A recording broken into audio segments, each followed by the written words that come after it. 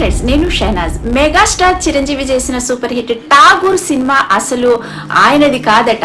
అది ముందుగా angry man Rajasekhar చేయవలసిన సినిమా అని మీకు తెలుసా? అవును, ఇది నిజమండి. అసలు రాజశేఖర్ చేయవలసింది చిరంజీవి గారు చేశారు.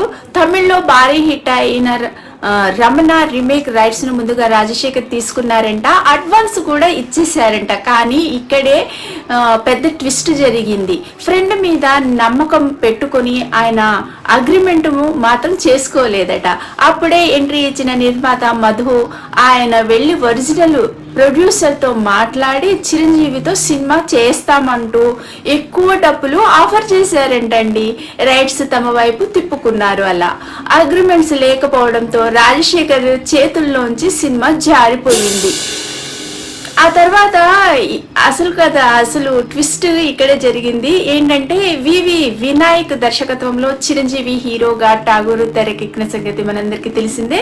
ఆ సినిమా రిలీజ్ అయ్యి బాక్స్ ఆఫీస్ దగ్గర ఎంత బ్లాక్ బస్టర్ అయిందో కూడా మనము చూసాము. ఆ సినిమాను హాస్పిటల్లో జరిగేవి అరాచకాల్ని కళ్ళకు కట్టినట్టు చూపించారు.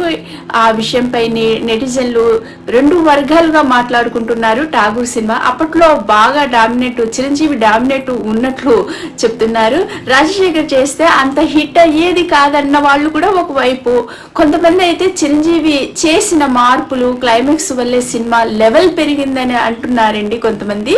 అసలు మీరేమనుకుంటున్నారు? ఠాగూర్ సినిమా రాజశేఖర్ చేస్తే కూడా హిట్ అయ్యేదా, లేదా చిరంజీవి చేసినందుకే హిస్టరీ క్రియేట్ అయిందా? కామెంట్ లో మీ అభిప్రాయము తప్పకుండా తెలియజేయండి. అసలు ఎవరు కరెక్ట్, ఎవరు రాంగ్, అసలు ఎవరు చేస్తే బాగుండేది?